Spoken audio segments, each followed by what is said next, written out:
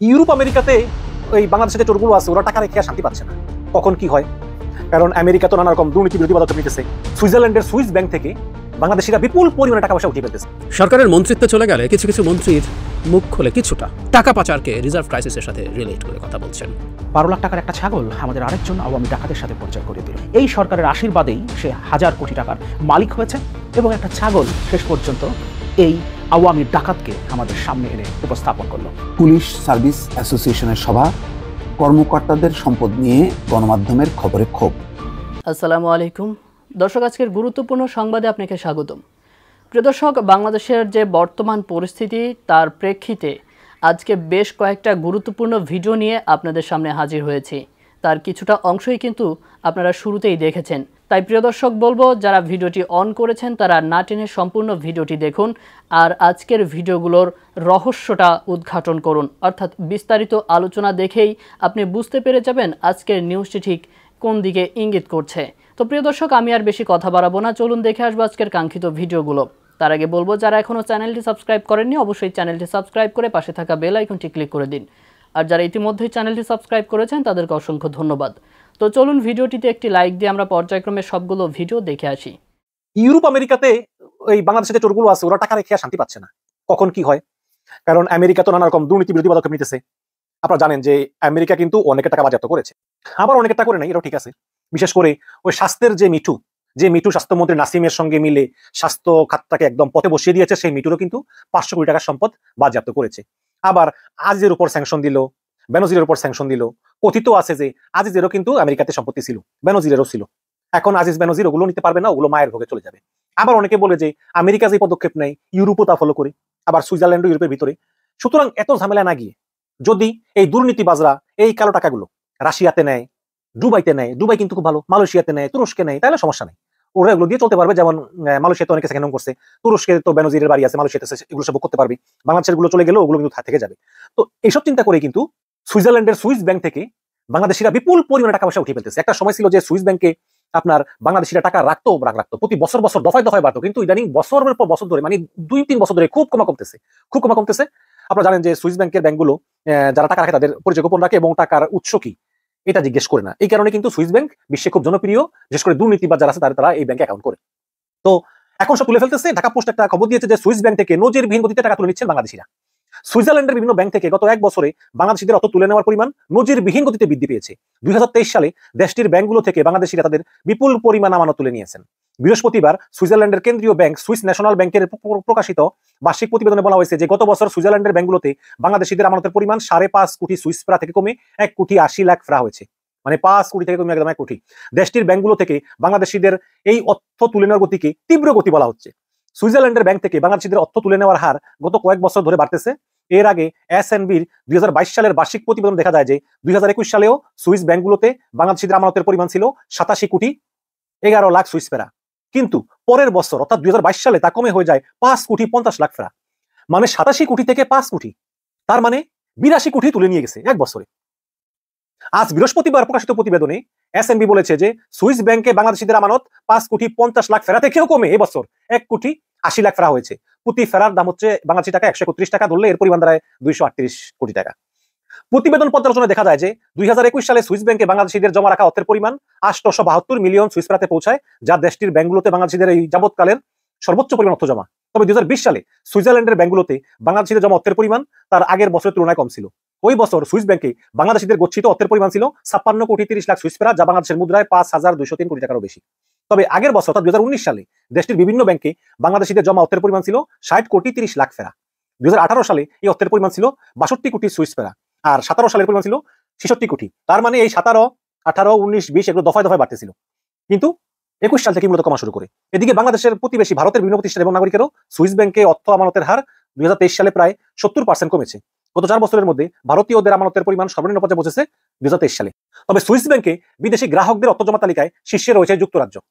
সুইজারল্যান্ডের বিভিন্ন ব্যাংকে ব্রিটিশ নাগরিকদের 254 মিলিয়ন সুইস ফেরা আছে। এর কারণ হচ্ছে যে ইংল্যান্ড থেকে কিন্তু সুইজারল্যান্ডের ব্যাংকে টাকা জমা রাখতে কোনো আইনগত বাধা নেই, অথচ বাংলাদেশ থেকে কিন্তু টাকা বৈধভাবে নিতে পারবেন না। এবং সুইজারল্যান্ড যেহেতু ইউরোপিয়ান ইউনিয়নের ভিতরে, আবার সুইজারল্যান্ডের অনেক টাকা কিন্তু ইংল্যান্ডের ব্যাংকে জমা আছে। তার মানে এই না যে একেবারে ইংল্যান্ডের লোকেরা দুর্নীতি করে টাকা নিয়েছে। 71 বিলিয়ন সুইস ফ্রাঙ্ক নিয়ে তালিকায় দ্বিতীয় স্থানে আছে না মার্কিন যুক্তরাষ্ট্র, আর ফ্রান্স আছে তৃতীয় তালিকায়। সুইস ব্যাংকে দেশের নাগরিকদের প্রায় 64 বিলিয়ন ফ্রা রয়েছে। ওই 3 দেশের পর শীর্ষ 10 তালিকায় আছে West Indies, Germany, Hong Kong, Singapore, Luxembourg এবং ঘানসি। আমানত হ্রাস পাওয়ার পরও সুইস ব্যাংকে ভারতীয় অর্থের পরিমাণ 1.4 বিলিয়ন সুইস ফ্রাঙ্ক দাঁড়িয়েছে, যা ভারতীয় মুদ্রায় প্রায় 9,771 কোটি রুপি। এ নিয়ে সুইস ব্যাংকে ভারতীয় প্রতিষ্ঠান এবং নাগরিকদের আমানত টানা দ্বিতীয়বারের মতো কমতেছে। সুইজারল্যান্ডের কেন্দ্রীয় ব্যাংকের পরিসংখ্যান অনুযায়ী সুইস ব্যাংকে বাংলাদেশিদের মোট দায়ের মধ্যে ব্যক্তিগত ব্যাংক এবং অন্যান্য উদ্যোগের আমানত সহ সব ধরনের তহবিল অন্তর্ভুক্ত রয়েছে। বিশ্বের বিভিন্ন দেশের হাজার হাজার মানুষ সুইজারল্যান্ডের ব্যাংকগুলোতে বৈধ অবৈধ পথে উপার্জিত অর্থ গচ্ছিত রাখেন। দেশটির কঠোর গোপনীয় ব্যাংকিং নীতির কারণে সারা দুনিয়ার মানুষ এখানে অর্থ জমায়। সুইজারল্যান্ডের আইনে গ্রাহকদের গোপনীয়তা দৃঢ়ভাবে রক্ষার নিয়ম রয়েছে। এই আইনের ফলে দেশটির ব্যাংকগুলো কোনো পরিস্থিতিতেই গ্রাহকের তথ্য কারো কাছে প্রকাশ করতে বাধ্য নয়। ফলে কারা কেন কিভাবে এই অর্থ ব্যাংকে রাখতেছেন সে সম্পর্কে ব্যাংকগুলো কাউকে কোনো তথ্য দেয় না। তবে সম্প্রতি গোপনীয়তা নিয়ে প্রশ্ন উঠায় এবং সমালোচনা দেখা দেওয়ায় দুর্নীতিবাজরা ধীরে ধীরে সুইজারল্যান্ডের ব্যাংক থেকে বিশ্বের অন্য দেশে তাদের অর্থ সরিয়ে নিচ্ছেন। 12 লাখ টাকার একটা ছাগল আমাদের আরেকজন আওয়ামী ডাকাতের সাথে পরিচয় করিয়ে দিল। এই দেশে আপনি যত চোর, ডাকাত, বিদেশে টাকা পাচারকারী, চোরাকারবারি, মাফিয়া খুঁজে পাবেন, তারা প্রত্যেকেই কোনো না কোনোভাবে আওয়ামী লীগের সাথে সম্পৃক্ত। সুতরাং স্বাভাবিকভাবেই যে রাজস্ব কর্মকর্তা, যিনি বর্তমানে এনবিআরের একজন সদস্য, মতিউর রহমানও আওয়ামী লীগের রাজনীতির সাথে সম্পৃক্ত এবং এই সরকারের আশীর্বাদেই সে হাজার কোটি টাকার মালিক হয়েছে এবং একটা ছাগল শেষ পর্যন্ত এই আওয়ামী ডাকাতকে আমাদের সামনে এনে উপস্থাপন করলো। এসেছে গণমাধ্যমটির তথ্য অনুযায়ী মতিউর রহমানের স্ত্রী, সন্তান ও ঘনিষ্ঠদের নামে ঢাকাতেই অন্তত 2 ডজন বিলাসবহুল ফ্ল্যাট রয়েছে। 2 ডজন, 24টিরও বেশি ঢাকাতেই বিলাসবহুল ফ্ল্যাট রয়েছে। বসুন্ধরা ডি ব্লকের 7 এ রোডের 384 নম্বর ভবনের মালিক তিনি। 7তলা ভবনের প্রথম ও দ্বিতীয় তলায় প্রথম স্ত্রী নরসিংদীর রায়পুরা উপজেলার চেয়ারম্যান লায়লা কানিসকে নিয়ে সপরিবারে বাস করেন। গুলশানের শাহাবুদ্দিন পার্কের পাশে 83 নম্বর রোডের 11 নম্বর প্লটে আনোয়ার ল্যান্ডমার্কের বেক পার্ক ভিউতে রয়েছে 4টি ফ্ল্যাট। দ্বিতীয় স্ত্রী শাম্মী আক্তার থাকেন লালমাটিয়ার 8 নম্বর রোডের 41/2 ইম্পেরিয়াল ভবনে। কাকরাইলেও একটি ফ্ল্যাট রয়েছে ছোট স্ত্রীর নামে। ছেলে মুশফিকুর রহমান ইফাত ছাগলকাণ্ডে ভাইরাল হওয়ার পর তারা বর্তমানে কাকরাইলের ওই ফ্ল্যাটে অবস্থান করছেন। এছাড়া ধানমন্ডির 27 নম্বরে একাধিক ফ্ল্যাটের হদিস পাওয়া গেছে। বিলাসবহুল ফ্ল্যাট ডেভেলপার কোম্পানি শান্তা ডেভেলপারের করা বিভিন্ন ভবনে তার 8টি ফ্ল্যাট রয়েছে বলে জানা গেছে। এসব ফ্ল্যাট প্রথম স্ত্রীর সন্তান ফারজানা রহমান ইপসিতা ও ছেলে আহমেদ তৌফিকুর রহমান অর্ণবের নামে কেনা হয়েছে। যুগান্তরের প্রতিবেদনে আরও বলা হয়েছে, আইনগত ঝামেলা এড়ানোর জন্য নিজের স্ত্রী, সন্তান ও আত্মীয় স্বজনের নামে সম্পদ গড়েছেন মতিউর রহমান। টঙ্গীতে 40,000 বর্গফুটের এসকে ট্রিমস নামে ব্যাগ ম্যানুফ্যাকচারিং ও অ্যাক্সেসরিজ কারখানা আছে তার, যদিও কাগজে কলমে কারখানার মালিক তার ভাই এম এ কাইয়ুম হাওলাদার। ময়মনসিংহের ভালুকায় 300 বিঘা জমিতে ও বরিশালের গ্লোবাল শুজ নামে 2টি জুতা তৈরির কারখানা আছে। নরসিংদীর রায়পুরায় Wonder Park and Eco Resort রয়েছে। এসব রিসোর্টের মালিকানায় আছে তার ছেলে ও মেয়ে। এছাড়াও পূর্বাচলে আপন ভুবন পিকনিক অ্যান্ড শুটিং স্পটের মালিক তিনি। দেশের নামকরা ডেভেলপার কোম্পানিতে তার মালিকানা রয়েছে। এই প্রতিষ্ঠানটি বসুন্ধরা আবাসিক এলাকায় বেশ কয়েকটি প্লটে, প্রায় 4-5টা প্লটে বাণিজ্যিক ভবনের নির্মাণ কাজ করছে। গাজীপুর এবং সাভারে বিপুল পরিমাণ জমির সন্ধান পেয়েছে তারা। এখানে জমির পরিমাণগুলো লেখা আছে, এগুলো দেখলেই আমরা বুঝতে পারবো কি বিপুল পরিমাণ জমি তারা কিনেছেন এবং বেনজির এবং আসাদুজ্জামান মিয়ার সম্পদের বিবরণ আমরা ইতিমধ্যে দেখেছি। সুতরাং আমরা ধারণা করতে পারি এই জমির পরিমাণগুলো কত হতে পারে। ঢাকা বিশ্ববিদ্যালয়ে ফিন্যান্স বিভাগে পড়াশোনা করা মতিউর রহমান অনেক কোম্পানির ছায়া পরিচালক।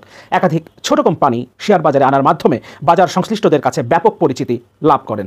শেয়ার বাজার কারসাজিতে জড়িতদের সঙ্গে তার ঘনিষ্ঠ যোগাযোগ রয়েছে বলে অনুসন্ধানে জানা গেছে এবং শেয়ার বাজার কারসাজিতে জড়িত কারা সেই ব্যাপারটা নিশ্চয়ই আমরা জানি এবং তারা যে কী পরিমাণ শক্তিশালী সেই ব্যাপারেও আমাদের ধারণা আছে। স্বয়ং অর্থমন্ত্রী বলেছেন তাদের দিকে হাত বাড়ানোর ক্ষমতা, সাবেক অর্থমন্ত্রী বলেছিলেন এরা এত শক্তিশালী যে তাদের দিকে হাত বাড়ানোর ক্ষমতা সরকারের নাই এবং তাদের সাথে ঘনিষ্ঠ যোগাযোগ ছিল এই মতিউর রহমানের, এখনও আছে ইনফ্যাক্ট। ডক্টর মতিউর রহমান বুধবার বেসরকারি এক টেলিভিশনকে দেওয়া সাক্ষাৎকারে বলেন, কমিশনার থাকাকালে কেউ 1 টাকার দুর্নীতি প্রমাণ করতে পারলে আমাকে যে শাস্তি দেওয়া হবে তা আমি মাথা পেতে নেব। কথাগুলো কেমন যেন মিলে যাচ্ছে। বেনজিরও ফেসবুক লাইভে এসে একই ধরনের কথা বলেছিলেন। রাজস্ব আদায় পারফরমেন্সে কখনো ফেল করিনি, অথচ দুর্ভাগ্য আমার চাকরি জীবনের প্রতিটি প্রমোশনের আগে দুদক তদন্ত করেছে। এখন আবার সদস্য পদে পদোন্নতির আগে ষড়যন্ত্র শুরু হয়েছে। তিনি আরও বলেন, বাংলাদেশে একজন ব্যবসায়ী পাওয়া যাবে না যিনি বলতে পারবেন মতিউর রহমান তার সঙ্গে দুর্নীতি করেছেন। এটা 100% আস্থার সঙ্গে বলতে পারি। ব্যবসায়ীদের সাথে মিলেই সব কাজ যদি তিনি করে থাকেন তাহলে ব্যবসায়ীরা অবশ্যই তার দিকে আঙ্গুল তুলবেন না এবং একজন রাজস্ব কর্মকর্তার দিকে একজন ব্যবসায়ী আঙ্গুল কেন তুলবেন? কারণ তিনি যে সুযোগ সুবিধাগুলো ব্যবসায়ীদের দিয়েছেন তার বিনিময়ে এই হাজার হাজার কোটি টাকার সম্পদ তিনি করেছেন। সুতরাং ব্যবসায়ীরা তার বিরুদ্ধে বলতে চাবে না। এবং ওই আরেকটা কথা আবার বলতে হয়, যেখানে সরকারের অর্থমন্ত্রী পর্যন্ত বলেছিলেন শেয়ার বাজার কারসাজির সাথে যারা জড়িত তাদের দিকে আঙুল তোলার ক্ষমতা, তাদের দিকে হাত বাড়ানোর ক্ষমতা সরকারেরও নাই। তাদের সাথে যিনি সংশ্লিষ্ট শেয়ার বাজার কারসাজিতে তাকে নিয়ে কোনো ব্যবসায়ী কথা বলার সাহস পাবে, এটা চিন্তা করা বোকামি। একটা ছাগল, 12 লাখ টাকার একটা ছাগল আরেকজন আওয়ামী ডাকাতকে আমাদের সাথে পরিচয় করিয়ে দিল, এবং আমরা জানতে পারলাম এই দেশে যত চোর, ডাকাত, মাফিয়া, বিদেশে টাকা পাচারকারী, চোরা কারবারি আছেন, তারা প্রত্যেকেই আওয়ামী লীগের রাজনীতির সাথে সম্পৃক্ত। আর একটা কথা বলে শেষ করব, একটা ছাগল মতিউর রহমানের মতো একজন আওয়ামী ডাকাতকে আমাদের সাথে পরিচয় করিয়ে দিলেও আমরা এটাও জানি এই সরকার মতিউর রহমানদের কোনো বিচার করবে না, বেনজিরদের কোনো বিচার হবে না এই দেশে।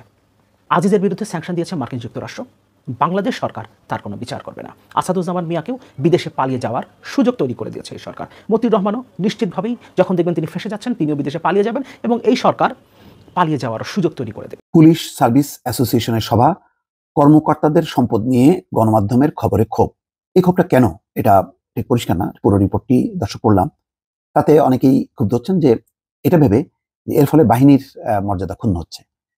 কিন্তু বিষয়টি কি তেমন? যেমন এখন মতিউর রহমান নামে আলোচনা হচ্ছে, কাস্টমসের এক কর্মকর্তা। তো সেই মতিউর রহমানের সম্পদের বিবরণী যখন সামনে আসছে, এটা কি পুরো কাস্টমসের জন্যই কি তাহলে বিব্রতকর? তাহলে মানে কোনো পেশাদার যারা বিভিন্ন সার্ভিসে আছেন, এবং আমরা জানি যে কোন কোন শ্রেণীর মানুষের দুর্নীতির সুযোগ অবারিত, এবং তারা সেই ক্ষমতার অপব্যবহার করে দুর্নীতি করে সম্পদ বাড়াচ্ছেন, তাহলে তো কোথাও টাচ করা যাবে না। আমার এটা প্রাথমিক ধারণা। অবশ্যই এটা রিপোর্টে আছে যে অনেকে বলার চেষ্টা করেছেন যে এটা ব্যক্তি বিশেষের দুর্নীতি, এটা বাহিনীর না। যেমন ওবায়দুল কাদের তো পরিষ্কারভাবেই বলেছেন যে বেনজিরের দুর্নীতির দায় সরকারের না, এটি ব্যক্তি বেনজিরের। আজিজের ক্ষেত্রেও তাই। তাহলে তো কোনো সার্ভিসে থাকা কোনো ব্যক্তিকে নিয়েই মানে কথা বলা যাবে না। যদি এটা ঠিক, বেনজিরের বক্তব্যের পরপরই আসাদুজ্জামান মিয়ার বিষয়টি আসাতেই হয়তো পুলিশের অনেকে হয়তো ভাবছেন যে আস্তে আস্তে অনেকে হয়তো অহেতুক নাজেহাল হবেন, অনেকে শত্রুতার বা প্রতিহিংসার শিকার হবেন। সেটা অবশ্যই অন্যায়। রিপোর্ট হওয়া উচিত বস্তুনিষ্ঠভাবে। যদি কোনো রিপোর্ট আসে, সংশ্লিষ্ট ব্যক্তি তার বক্তব্য সহ উপস্থাপন করা উচিত। যেটা প্রথম আলোতে দেখলাম যে আসাদুজ্জামান মিয়ার সম্পর্কে প্রকাশিত যে সমস্ত তথ্য তারা তুলে ধরেছে, আবার প্রতিটা বিষয়ে তার বক্তব্য নিয়েছে। সব বক্তব্য সঠিক নাকি বেঠিক সেটা অন্য কথা। আর দুদকও বলছে যদি কোনো অভিযোগ উত্থাপিত হয় তাহলে তারা তদন্ত করবে। তারা তো কোনো বাহিনীর বিরুদ্ধে বা কোনো ডিপার্টমেন্টের বিরুদ্ধে তারা তদন্ত করছে না, তারা ওই নির্দিষ্ট ব্যক্তির বিরুদ্ধেই তদন্ত করছে। এটাকে যদি আবার প্রোটেকশন দেওয়া হয়, তাহলে যারা দুর্নীতি করবে তখন তো তারা তো আরো আশকারা পেয়ে যাবে, যে তারা মনে করে যে আমার পিছনে আমার অ্যাসোসিয়েশন আছে, তারা প্রোটেকশন দেবে। তাহলে তো ওই দুর্নীতিবাজদেরকে চিহ্নিত করা কঠিন হয়ে যাবে। যে খবরে বলা হচ্ছে সম্প্রতি পুলিশের একাধিক সাবেক কর্মকর্তার সম্পদের বিষয়ে গণমাধ্যমে আসা খবর নিয়ে ক্ষোভ প্রকাশ করেছে বাংলাদেশ পুলিশ সার্ভিস অ্যাসোসিয়েশনের নেতারা। গতকাল বুধবার পুলিশ সদর দপ্তরে মিলনায়তনে অনুষ্ঠিত অ্যাসোসিয়েশনের এক সভায় অংশ নেওয়া অনেকেই এই ক্ষোভের কথা জানান। তাদের কেউ কেউ এই ধরনের খবর প্রকাশে জড়িত ব্যক্তিদের বিরুদ্ধে আইনি ব্যবস্থা নেওয়ার দাবিও তোলেন। সভায় অংশ নেওয়া একাধিক কর্মকর্তার সঙ্গে কথা বলে আলোচনা সারসংক্ষেপ জানা যায়। বাংলাদেশ পুলিশ অ্যাসোসিয়েশনের এই সভা গতকাল বিকাল 5:30 দিকে শুরু হয়, চলে সন্ধ্যা 7:30 পর্যন্ত। সবাই 20 জনের বেশি পুলিশ কর্মকর্তা আলোচনায় অংশ নেন। ঢাকার বাইরের পুলিশ কর্মকর্তাদের কেউ কেউ অনলাইনে সবাই যুক্ত হন। নিজের ও পরিবারের নামে জমি, বাড়ি, ফ্ল্যাট সহ জ্ঞাত আয় বহির্ভূত অস্বাভাবিক পরিমাণ সম্পত্তির মালিকানা নিয়ে কিছুদিন ধরে আলোচনায় আছেন সাবেক আইজিপি বেনজির আহমেদ। সম্প্রতি আলোচনায় এসেছেন অবসরপ্রাপ্ত আরেক কর্মকর্তা, ডিএমপি সাবেক কমিশনার আসাদুজ্জামান মিয়া ও তার পরিবারের সম্পদ। তিনি ঢাকা মহানগর পুলিশের কমিশনার ছিলেন। আচ্ছা, সংশ্লিষ্ট কর্মকর্তাদের সঙ্গে কথা বলে জানা গেছে যে বেনজির আহমেদ ও আসাদুজ্জামান মিয়ার সম্পদের মালিকানা বিষয়গুলো সামনে আসা বিষয়টিকে অস্বস্তিকর মনে করছেন কোনো কোনো কর্মকর্তা। কেউ কেউ এটাকে বাহিনীর ভাবমূর্তির ক্ষুণ্ণ হিসাবে দেখছেন। তাই এই বিষয়ে করণীয় নিয়ে সার্ভিস অ্যাসোসিয়েশনের কার্যনির্বাহী কমিটি সভা করে, কিন্তু এখানে কোনো সিদ্ধান্ত হয়নি, এটা সত্য। জানতে চাইলে বাংলাদেশ পুলিশ সার্ভিস অ্যাসোসিয়েশনের সাধারণ সম্পাদক নারায়ণগঞ্জ জেলা পুলিশ সুপার গোলাম মোস্তফা রাসেল জানান, এটা অ্যাসোসিয়েশনের ঈদ পরবর্তী সভা।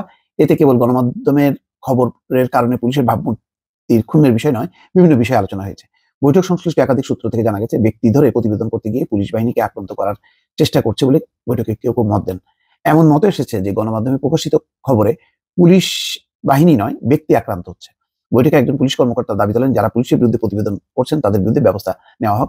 আরেকজন পুলিশ কর্মকর্তা বলেন, পুলিশের বিরুদ্ধে যারা দাঁড়িয়েছেন তারা জামাত বিএনপি। এইটা হচ্ছে খুব সহজ সরলীকরণ। এটা বলার মধ্য দিয়ে মানে বহু অপরাধকে জায়েজ করা যায় বা আড়াল করা যায়। এই বক্তব্যটা একেবারেই যদি আনা হয়, এটা আমার ধারণা যে এটা সরকারের জন্য ভালো হবে না। কারণ সরকার যদি সত্যি সত্যি জিরো টলারেন্সের কথা যেটা বলে দুর্নীতির বিরুদ্ধে, তাহলে এই বিষয়গুলি আর সামনে আসবে না এবং চাপা পড়ে যাবে এবং যথারীতি এগুলি চলতে থাকবে। দর্শক ভালো থাকবেন, আল্লাহ হাফেজ। প্রিয় দর্শক, আমি আশা করছি আপনি এই ভিডিওটি খুবই মনোযোগ দিয়ে দেখেছেন। সেই সাথে প্রিয় দর্শক, ভিডিওটি সম্পর্কিত যদি কোনো তথ্য বা মতামত থাকে তাহলে অবশ্যই কমেন্ট করে জানাবেন। এতক্ষণ সাথে থাকার জন্য ধন্যবাদ। নিউজটি শেষ করছি এখানেই, ফিরছে আগামী ভিডিওতে নতুন কোনো টপিক নিয়ে। আল্লাহ হাফেজ।